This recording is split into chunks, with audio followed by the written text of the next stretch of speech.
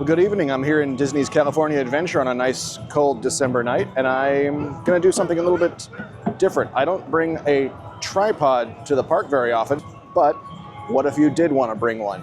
Which one should you bring, and what kind of things might you use it for? So those are the things we're going to delve into tonight. I figured December's a great time because there's cool holiday decorations all over the place, there's tons of light all over the place, and I'm going to start here in California Adventure because I don't spend a lot of time after dark in California Adventure, and so let's see what it's like. So let's get the why out of the way first. Why would you bring a tripod to the Disney park? Well, for one, if you wanted to do photographs of yourself and you don't have anyone to take a photo of you, or you have a really big group and then you want to set the self timer and then run into the photo and take a photo of yourself, that's one option. It seems kind of like overkill because you can always hand your camera off to someone. You could have a cast member do it.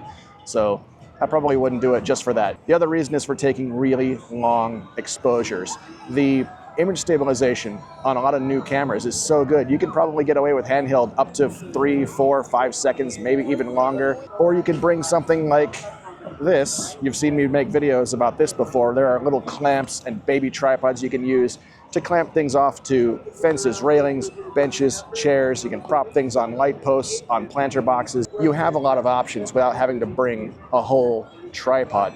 So really the only reason to bring a tripod is you want to take long exposures, more than 5 seconds long, and you want to have a little more freedom with where you put your camera and how high you put your camera. So I plopped the tripod down and snagged a quick little shot of the Pixar Pal Around, or as I call it, Mickey's Screaming Wheel of Death. I love how it lights up at night and you get kind of some cool color effects.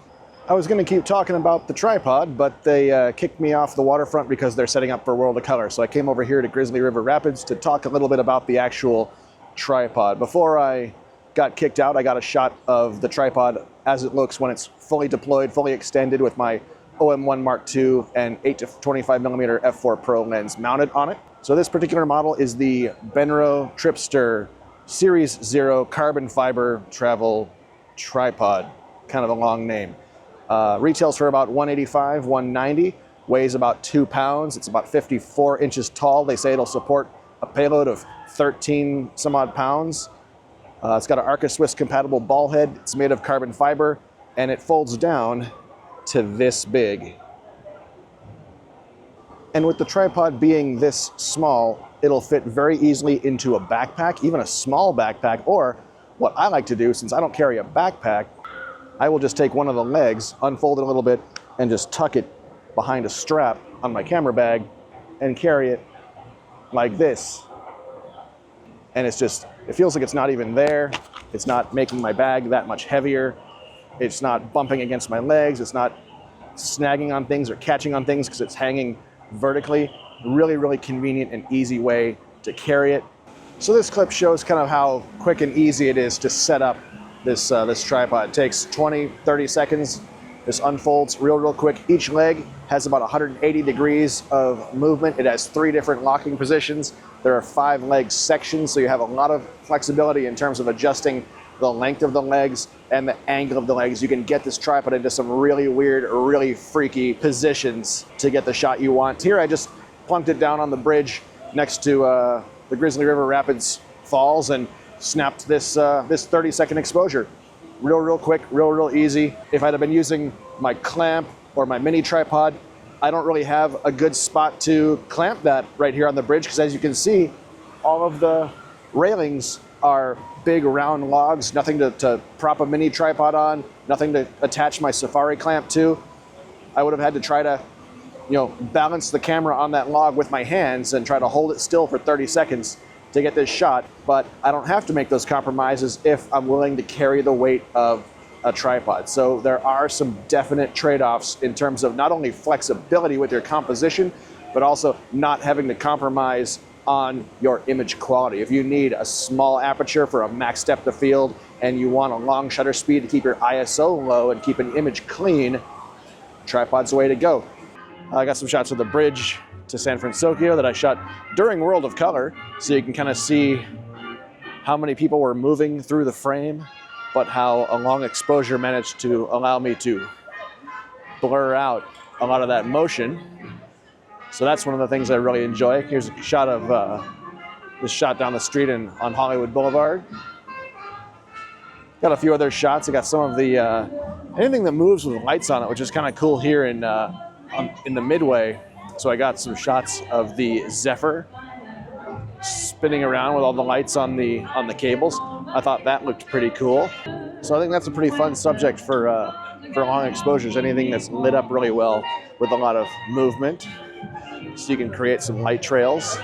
But now it's time to exit the park and do the easiest Disney park hop on the planet from DCA over to Disneyland. And let's see what other photos I can get over there. And there we go, park hop complete. That took a little over a minute, waiting until World of Color and the Disneyland fireworks show were over. Bought me enough time to allow the crowds to die down because everyone's trying to leave after the Disneyland fireworks, while everyone from DCA is trying to park hop back into Disneyland. So if you try to do that between 9 and 10, it can be a little hectic, but if you wait until 10 o'clock, 10:15, 10:20, like it is now, it only takes about 90 seconds. I think I'm gonna head to the back of the park, over towards It's a Small World. I saw someone who had posted a really nice long exposure photo of the front of Small World and this kind of bend in the river with the boats going around it with a little bit of motion blur to it. I really liked that image, so I think I'm gonna walk over there and scout out that location and see if I can find the same spot where that person took their photo and see if I can recreate it. I found the spot. It's right over here by the toy shop. It's kind of a neat perspective. I can get the kind of the bend in the river as the boats come out of the attraction and head towards the exit queue, and you can see the whole front of the exhibit at the same time. And if you are a fan of doing long exposures and you have an Olympus or an OM system camera, there is a really cool feature that they have. It is called Live Time. When you press the shutter once to open the shutter and begin the exposure, you'll actually get to see the exposure build on the LCD screen. You'll see it start to get brighter and brighter and brighter as the shutter stays open for longer and longer. The nice thing about this is you can use your eyes to judge when you've left the shutter open long enough, and then you can close the shutter when you feel you've gotten the light trails or the exposure that you want. So it takes a lot of the guesswork out of long exposures, especially bulb mode exposures and manual long exposures. So let's go over to Toontown, see if there's anything over there. I didn't find anything fun to shoot over here in Toontown, but as long as I'm over here, I'm in this nice little quiet spot where people usually come to nap during the day, but it's completely abandoned right now in the afternoon. So now I guess is a good spot to talk about some of the accessories I use for taking these long exposures. I have the L bracket for the camera. This attaches to the side of the camera here so that I have an ARCA plate not only on the bottom as usual, but also I have ARCA rails on the side, so I can mount the camera this way to the tripod, or I can mount it this way to the tripod. With a lightweight tripod like this, if I mount the camera normally, and then if I want a vertical shot, I just crank it over to the side, I can do that, but now the camera is off center, and this is a lightweight enough tripod. If it was windy or if I was in a precarious position with this tripod, it might create some instability, as you can see.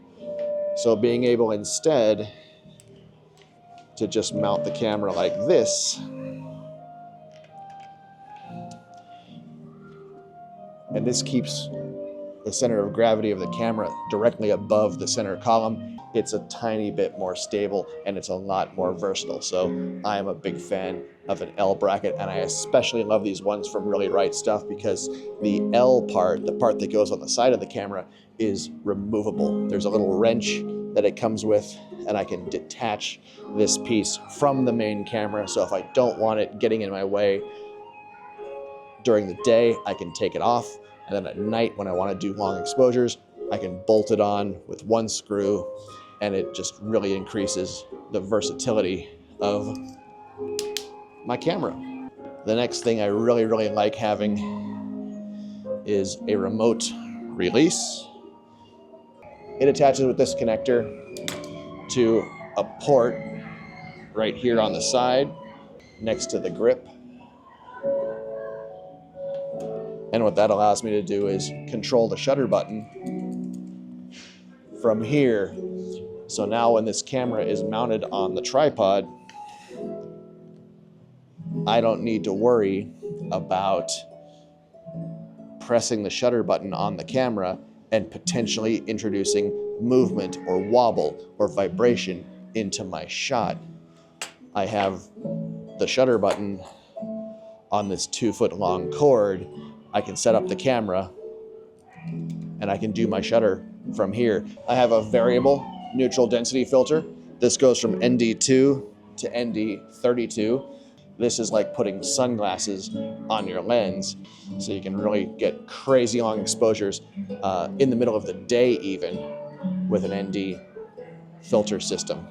And then I also have a circular polarizer because sometimes reflections get weird if I'm shooting through glass, if there's a lot of water. Sometimes I want to add more contrast to the sky. A circular polarizer also just kind of generally increases the saturation in your image. It's a nice filter to have in your arsenal. And then the last thing that is very important, especially at night in a theme park place like this, is a lens cloth. You really, really need this to make sure your optics are absolutely clean. If my lens was a little foggy, if there was a smudge or a fingerprint on it, any kind of point light source in the frame is going to flare, or it's going to star, or it's going to create kind of a haze around that point light source, and you can really tell your lenses are dirty. So always have a couple of lens cleaning cloths to make sure your optics are clean. So let's now get out of Toontown. Let's continue to wander around the park and see if we can find some other things to photograph. All right, there was one shot in Fantasyland that I've been thinking about for a while, so I took a stab at it because I needed a tripod and I needed a pretty wide lens. I had both of those things tonight. It was a shot of the sword and the stone in front of the carousel. I wanted a shot of the sword in the extreme foreground with a lot of distortion and the motion blur of the carousel spinning behind it. My 8mm lens let me get fairly close. The tripod let me get a nice long exposure and blur the carousel in the background, so that was kind of fun. Well, it's now after midnight. I took a little break to actually ride a ride. I hopped onto Haunted Mansion Holiday, kind of my traditional end of the night indulgence before the park closes. Ran over to New Orleans Square, grabbed a few shots of people coming off of the Pirates of the Caribbean ride. I kind of set up in front of Blue Bayou and framed up a shot looking down the street kind of towards the Pirates queue. And even though people were still coming out of the queue and walking towards me, there weren't very many people, and they were all generally moving relatively quickly, so a longish exposure managed to blur most of them out of the shot. So I got a shot that looks like an empty New Orleans Square with a little bit of hazy, kind of ghosty action going on in the street. So as long as nobody in your frame is actually standing still, as long as everyone is moving through the frame, you only need 20 or 30 seconds to blur people out. Now I'm gonna try to see if I can get something here in front of the castle. There are still a lot of people here. It's 12:10 right now. There are a lot of people still here taking photos and selfies in front of the castle. So I'm gonna see if I can find a spot to give you an idea of what you might be able to expect if you were to try to blur out all of the people in front of the castle. And then I'll grab a few shots on the way down Main Street and probably call it a night. All right, so I think that's gonna wrap up tonight's video. I had a lot of fun tonight. I actually had a lot more fun than I thought I was gonna have running around with a tripod. A lot of things I've been wanting to try, and I finally made the time to try a few of these images that I've been thinking about. It is really nice and really convenient to be able to just plop the tripod down almost wherever you want, and get shots. You don't need a super long exposure to blur people out. I found that for the most part, anywhere from 15 to 45 seconds is going to get you the amount of blur that you want, as long as people aren't standing still in your shot. A pretty fun way to get some of those empty park shots, and the park doesn't need to actually be empty. Between 11 and midnight, or 11 and 1 o'clock like it is now, when there are only a few people around, it's pretty easy to blur them out with about a 30-second exposure. So that was really, really fun. I want to do a lot more of that in the future. I feel like there were a lot more opportunities that I left on the table that I didn't get a chance to shoot tonight. So I'm going to definitely be doing this more often in the future. I had a great time doing this. I want to end with a couple of other tips and pieces of advice. Just be patient. Everyone else is trying to get photos and video of the same things you are. So if there are people in your way, just stand patiently and wait for them to move until it's your turn. And then when it is your turn to step into a spot and take your photo or shoot your video, be prepared. Know what you're gonna do. Have your tripod extended, have your camera mounted, have your settings dialed in, have all your stuff plugged in so you can just, set up your shot, drop the tripod, focus, expose for 30 seconds, grab your camera and bail and let somebody else have their turn. I think I'm gonna wrap up the video here. Had a lot of fun doing this. I hope you found it entertaining. I hope maybe you learned a thing or two. I hope this encourages you to bring your tripod out to the theme park and try out some long exposures. I avoided it for a long time, and I think I'm gonna start doing it maybe every trip, maybe at least one night of each trip. I'm gonna bring the tripod along and try to build my catalog of long exposures and empty park shots this way. So thanks for watching. I'm gonna see you again real soon in the next video.